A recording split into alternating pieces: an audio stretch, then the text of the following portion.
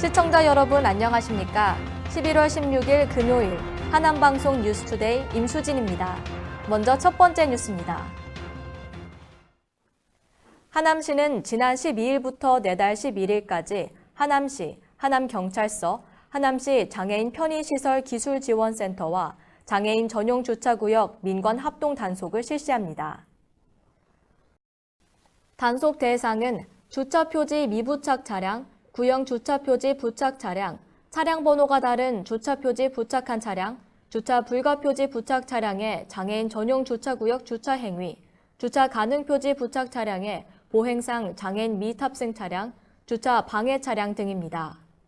적발된 차량에 대해서는 최소 10만 원서부터 최대 200만 원에 달하는 과태료가 부과됩니다. 시 관계자는 장애인 전용 주차구역의 올바른 주차 문화가 정착될 수 있도록 단속과 점검을 지속적으로 실시하겠다며 시민들의 인식 전환을 위한 홍보도 병행해 나가겠다고 말했습니다. 남한산성 문화권협의회는 오는 17일 하남문화원에서 제79회 순국선열의 날을 맞아 제13회 순국선열 추모제를 개최합니다.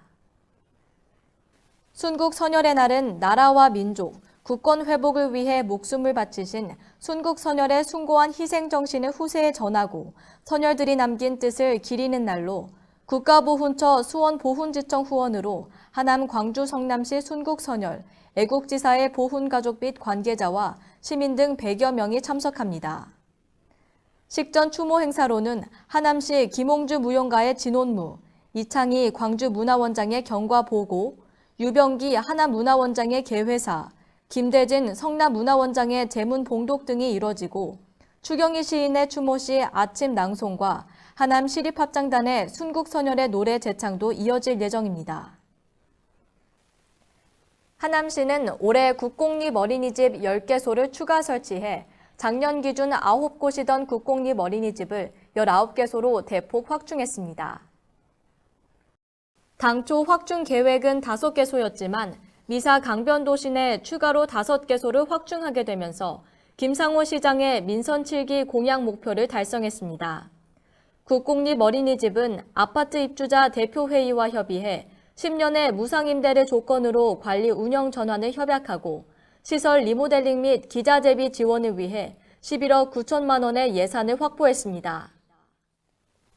이번 하남시의 국공립 어린이집 추가 확충으로 보육 서비스 질을 높이는 한편 보육교사의 이직을 낮춤으로써 영유아들에게 안정적인 보육 환경을 제공할 수 있게 됐습니다. 김상호 시장은 학부모가 안심하고 맡길 수 있는 보육 환경을 만들고자 앞으로도 국공립 어린이집을 확충해 나가는데 최선의 노력을 다할 것이라고 밝혔습니다. 재단법인 하남문화재단은 지난 14일부터 17일까지 하남문화예술회관 소극장에서 제1회 생활문화축제를 개최합니다.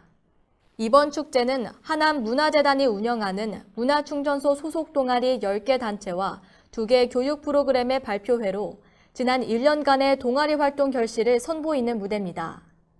공연으로는 합창, 시낭송, 악기 연주 등이 진행되며 이번 생활문화축제에 참여하는 시니어 문화교실과 청소년 문화교실은 각각 민요와 뮤지컬 공연을 선보입니다.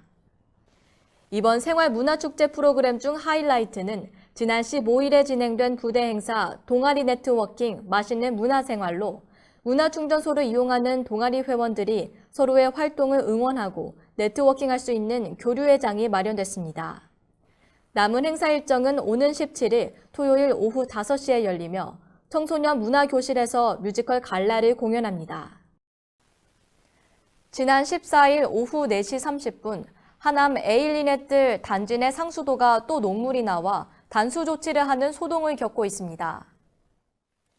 하남시는 주민 불편을 최소화하기 위해 즉각 생수를 공급하고 30여 펠럿을 주민들에게 나눠줬지만 수능시험을 치르는 자녀를 둔 입주민들은 수능시험을 하루 앞두고 오전까지의 단수 조치로 수험생들의 컨디션이 자칫 흐트러질까 걱정의 목소리를 냈습니다. 하남시는 입주민들의 수압이 낮다는 민원에 따라 지난 13일 오후 11시쯤 부근 관로를 연결해 수압을 높였습니다. 그러나 다음 날 오후 4시 30분쯤 녹물이 다시 터져 나오면서 주민들의 불만이 폭발했습니다.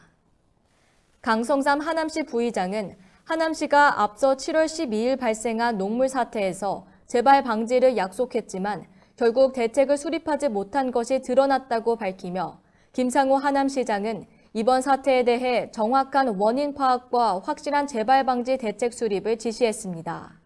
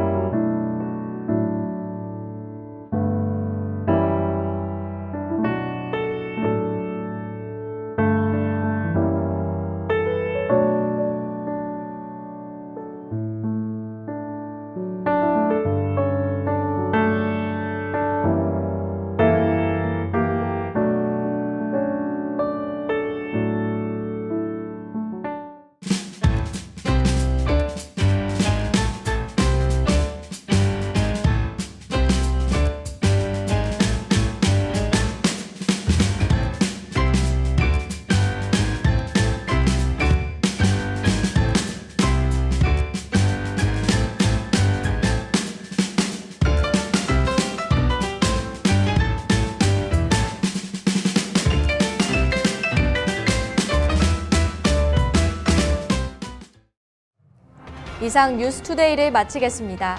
시청해주신 여러분 고맙습니다.